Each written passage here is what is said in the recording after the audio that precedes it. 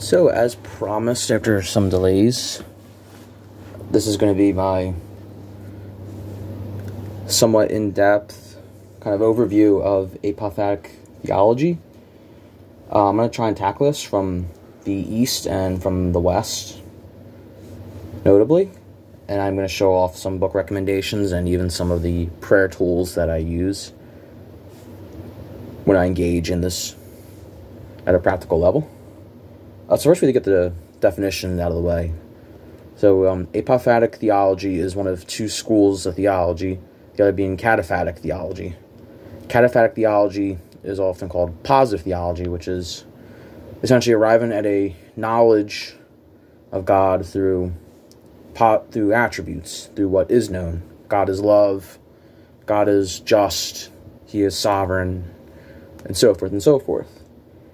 Now the flip side is apophatic theology, which is the theology of negation, which at its core essence is about abandoning all your concepts about God so that we can have better understanding. And the two often go hand in hand. I believe you cannot have one without the other, even though the scholastics in the West like to do away with apophatic theology, and the Orthodox love to do away with scholasticism. I myself tend to lean more to the mystical and practical aspects of Christianity, which is more rooted in the apophatic school of theology. Now, this doesn't mean I'm opposed to scholasticism, as through scholasticism you can have your philosophical basis of Christianity through works like Thomas Aquinas, Augustine of Hippo, and several other fathers in the West. But I found, and even some clergy in my church have noticed and have recommended, not just to me, but to in general, that to be a scholastic is you live in the head all the time. You are too philosophical.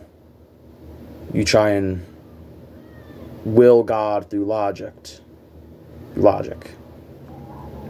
And actually the Reverend Canon of my diocese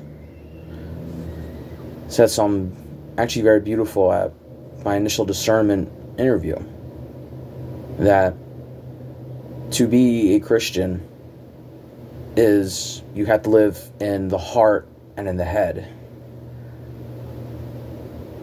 The head being the logical, scholastic understanding of God, but the heart being the negation, mystical, practical understanding of God, and that you have to have both in tandem so you don't fall into either extreme. Now, apophatic theology is more alive and thriving in the Christian East. You see this a lot within Orthodoxy, Eastern Rite Catholicism, Oriental Orthodoxy, more so. This is seen through the practice of Hesychasm, or contemplative prayer.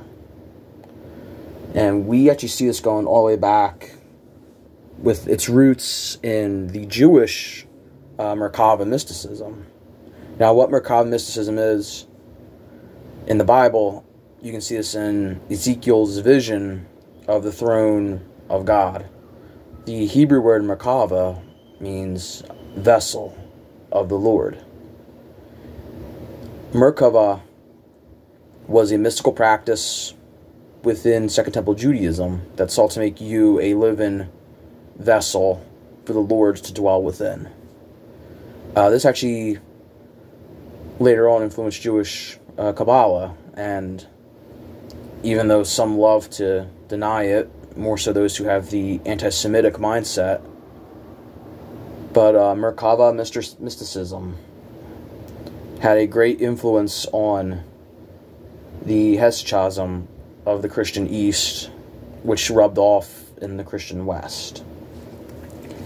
And two books I have, before I delve more into the practices, which you can find in these books, is first, if you can see it, the Sayings of the Desert Fathers.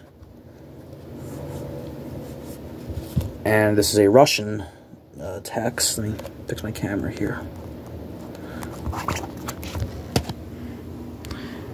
So you have the Way of the Pilgrim as the secondary text that I own. Stabilizing, sorry. Now, the Way of the Pilgrim is a story from an unknown author about a man who lives close to Siberia, a devout Christian man who, after attending the Divine Liturgy, was moved by the sermon of the priest from Paul's letter to the Thessalonians, which said, pray constantly. And he set off on a journey through meeting with a spiritual father, through living in the wilds of Siberia, reading his Bible, his copy of the Philokalia, and more importantly, his prayer rope. Now, a little bit about the prayer rope and its connections with this theology. Now, the prayer rope is the grandfather of the rosary used by Roman Catholics and some Anglo-Catholics. It is typically made from wool and includes knots that are meant to just count how many times you say the Jesus prayer. The idea behind the practice is that you will engage God through this prayer in gradual steps, through a practice called theosis, or becoming deified, which I know the name itself has some connotations.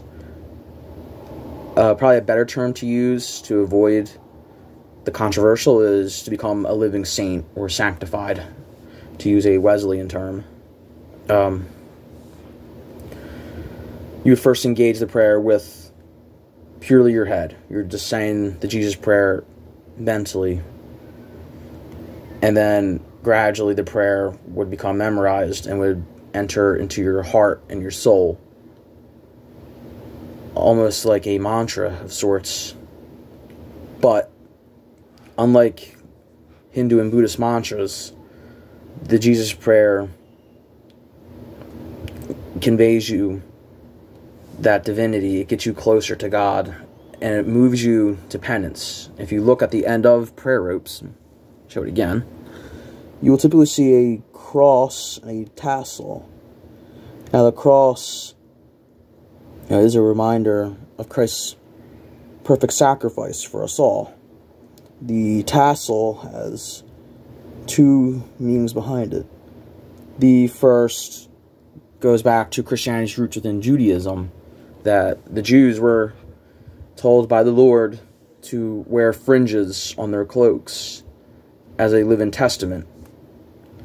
Thus, these fringes on the prayer rope is somewhat of a continuation of that, but it also has practical use to dry your eyes when you are moved to penance through the constant repetition of the Jesus prayer, once it enters your heart, and that you feel truly sorry for all of your sins, and that you're pleading with Jesus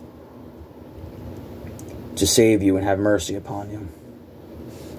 I do highly recommend anybody who has an interest in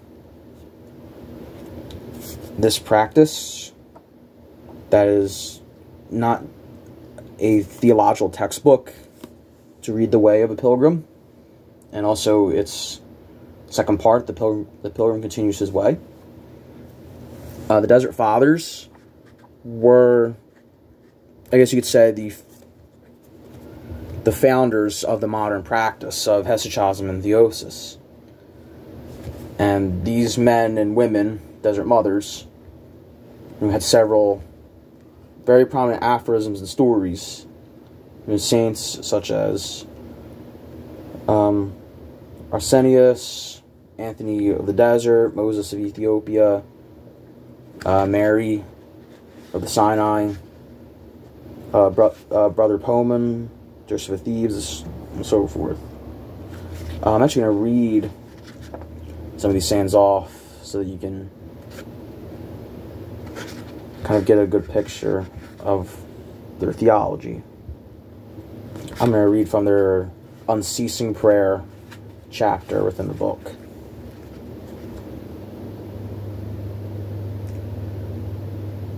Evagrius said, "If your attention falters, pray, as is written, pray in fear and trembling, earnestly and watchfully."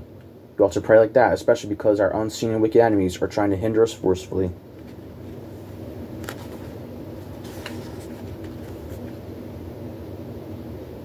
A hermit used to say, "Ceaseless prayer soon heals the mind." One of the hermits said, "No one can see his face reflected in muddy water, so the soul cannot pray to God. With contemplation, let us first cleanse of harmful thoughts." So the Desert Fathers' concept of prayer was you had to pray constantly praying the Jesus prayer, the Trisagion, the Kyrie eleison, so that you could heal your mind, heal your soul, and thus enter into a communion with the divine. As a hermit said, you cannot see the face of God reflected in muddy water. So if you are a constant sinner without any form of penance, you will not enter that contemplation with the Lord. Thus, through ceaseless praying of the Jesus prayer, first through your head and then through your heart, only then can you enter into contemplation with the Lord, thus healing your mind, by extension, your soul.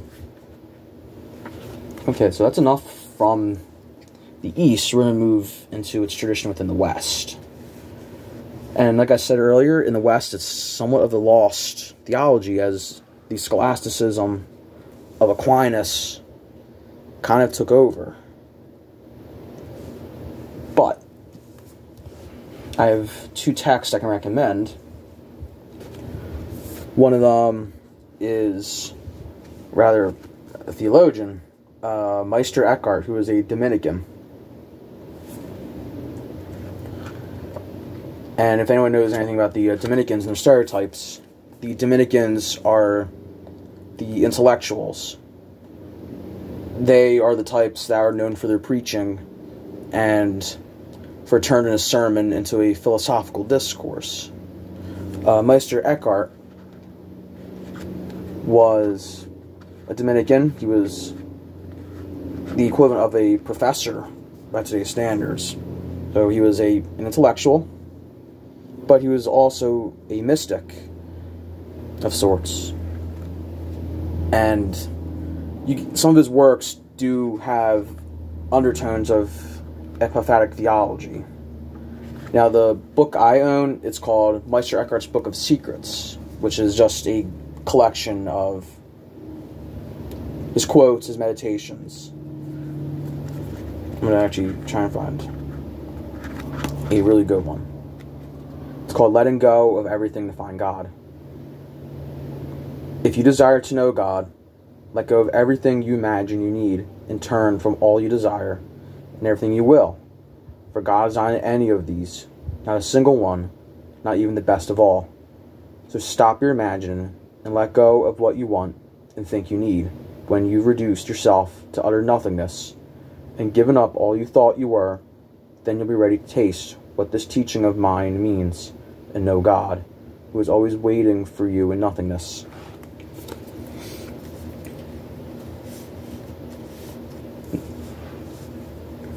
Now, Eckhart is essentially instructing the reader to let go of your concepts of God, everything you've been taught, everything that's spoken of by the intellectual types.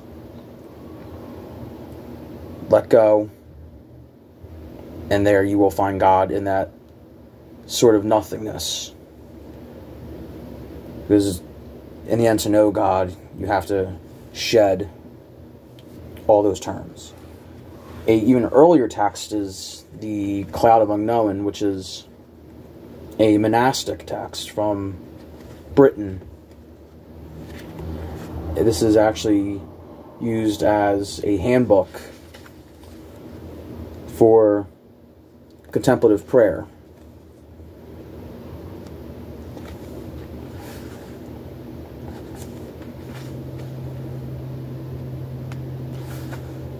I'm actually going to read a little portion of it from chapter 3, how the exercise is to be made, how it is worth more than all other exercises.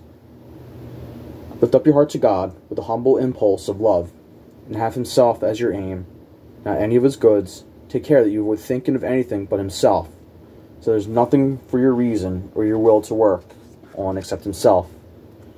Do all that in you lies to forget all the creatures that God ever made and their works, so that neither your thought nor your desire be directed or extended to any of them, neither in general nor in particular.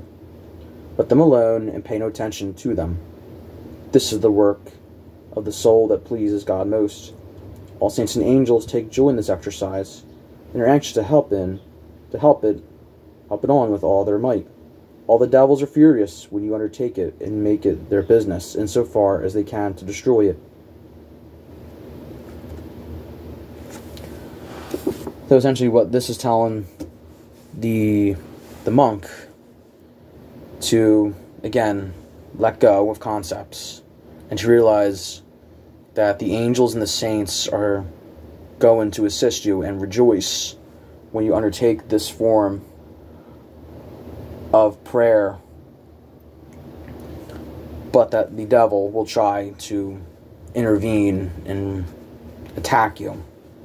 There's actually a monk, unfortunately I forget his name, who was actually interviewed by the BBC, who said that the world is a battlefield, that when you pray, Satan and his minions will try to hamper your efforts, but that if you let go and just turn to God himself in his mystical kind of negative rather than with attributes, that the communion of the saints, the choir of angels, will rejoice.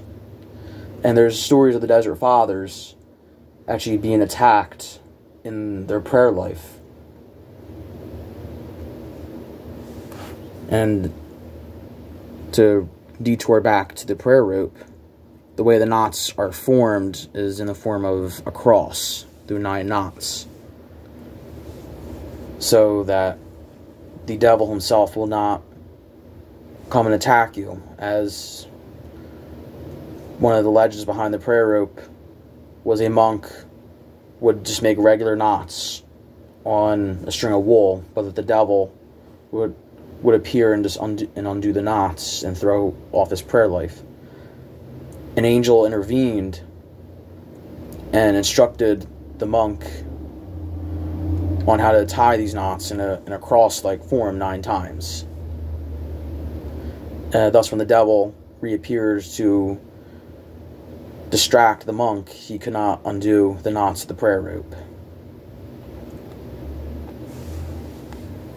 So, now onto the practical side. How do you live this out in your daily life? Well, to any Eastern Orthodox friends who watch this is deeply ingrained in your theology. Through Hesychasm and becoming, in essence, a living saint. We in the West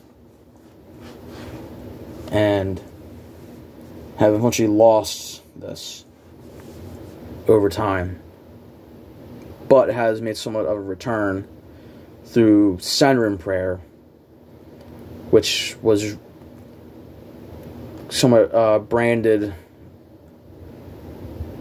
by a group of Trappist brothers living in Snowmass, Colorado. They essentially took aspects of Hesychasm with the Apophatic Theology in the cloud and meshed them together and wrote special exercises down, which can be used with matins and vespers to create a more contemplative atmosphere, which usually looks like somewhat more of a meditation, that people would arrive to these services in silence, and they would reverently pray the divine office, and then they would allow time for silence at the end to light candles or revere any icons, and they're instructed to leave in silence. There are a couple of churches out there that maintain this.